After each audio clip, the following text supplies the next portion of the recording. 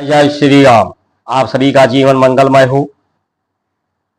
जो भारत की संस्कार, संस्कृति, सनातन धर्म, परंपराएं हैं, वो पशुवत व्यवस्था से ऊपर उठने की, बड़भागी होने की बात करती हैं। पशु जन्म के समय बिना संस्कार संस्कृति के हर व्यक्ति पशु के समान है, और ये पश्चात सभ्यता जो पूरे विश्व में हावी होती जा रही है, ये मनुष्य को पशु के समान जीवन व्यतीत करने पर मजबूर कर रही है। इसलिए पाश्चात्य सभ्यता, पशुवत सभ्यता, अनैतिक व्यवस्था, अनैतिक कार्य, अनैतिक नियमों का निर्धारण करना, पालन करना, इसके विरोध में हम सभी को संगठित होकर के इस अनैतिक कार्यों का, अनैतिक नीतियों का, इसके निर्धारण करने वालों का विरोध ये भारत की संस्कार संस्कृति करने का उपदेश संकेत करती है, और इसकी प्रतिकूलता को समाप्त करके अपने अनुकूल बनाने की बात करती है। इसलिए समय रहते अगर हम सचेत ना हुए, इसके लिए संगठित ना हुए, अपने सनातन धर्म को लाइक ना किए, पाश्चात्य सभ्यता को लाइक करते रहे,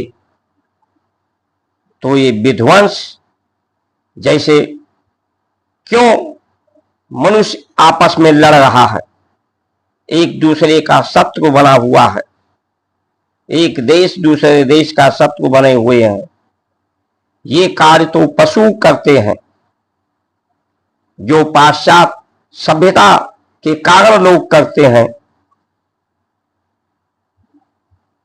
ये बैर क्यों है, विरोध क्यों है, बीमारियां क्यों है, ये सिर्फ पाश्चात्य सभ्यता के कारण ही है।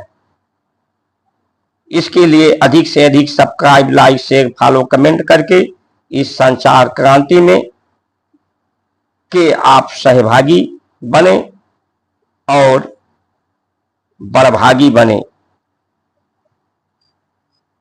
नाथ सकल संपदा तुम्हारी, मैं सेवक, समेत सुत नारी। ये प्रतिभा भारत की संस्कार संस्कृति, विद्या के माध्यम से विद्यार्थियों को में प्रतिभा जगाने की हमारी गीत और प्रीत और नीति रही है।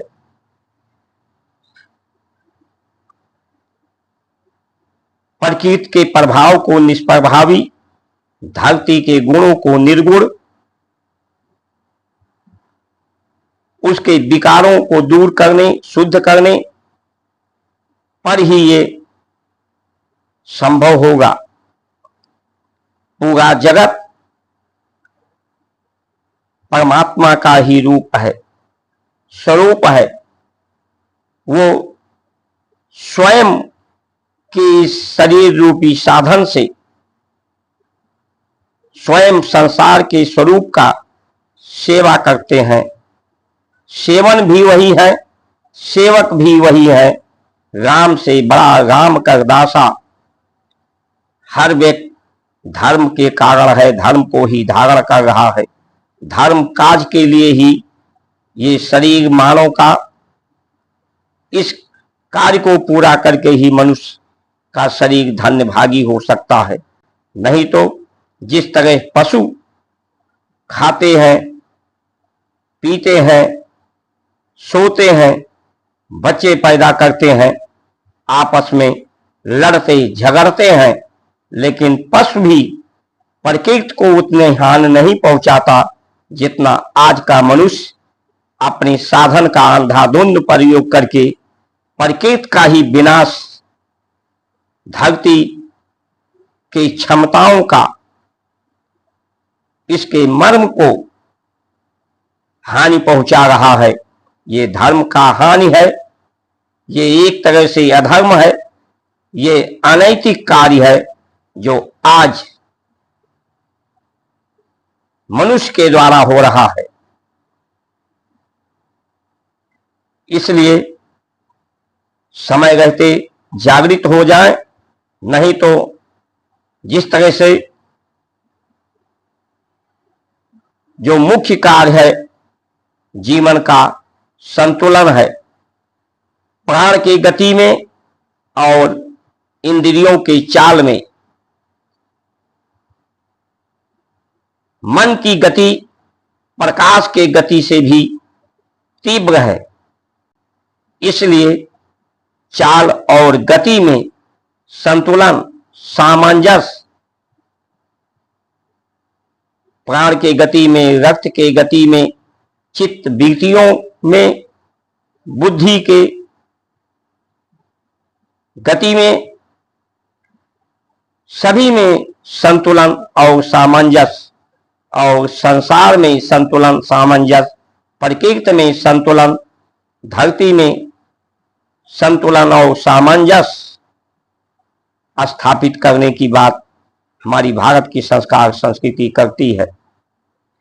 उसी का संकेत और उपदेश है। इसलिए धर्म एक दर्शन है, प्रदर्शन नहीं है। जैसा कि आज सिर्फ धर्म प्रदर्शन होता जा रहा है। धर्म सेवनम है, आचरण में लाने का है, बंधनम है। पूरा जगत आपका है, जगत के लोग आपके हैं, सबको संभालने की आवश्यकता है। अपने शासन अनुशासन सिर्फ अपने इंद्रियों पर, अपने मन पर, अपनी चित्त वृत्तियों पर, अपने बुद्धि पर, इस पर नियंत्रण और संयम, आहार पर संयमित करके अपने जीवन को नियमित और बड़भागी किया जा सकता है। तो आज जब पूरा जगत आपका है तो क्यों आप संकीर्ण व्यवस्था, संकीर्ण बुद्धि को लेकर पाले हुए हैं कि सिर्फ इतना ही आप, थोड़े से आप संतुष्ट क्यों हो जाते हैं? पूरा जगत को अपना परिवार, पूरे जगत के आप सेवक बन करके पूरे जगत का कल्याण करें, पूरे जगत में शांति हो, संतुष्टि हो, पूरे जगत का दुर्गंध समाप्त हो, सब जगह सुगंध हो। इन्हीं वचनों के साथ आप सभी का सुमंगल कामना करते हुए जय श्री राम।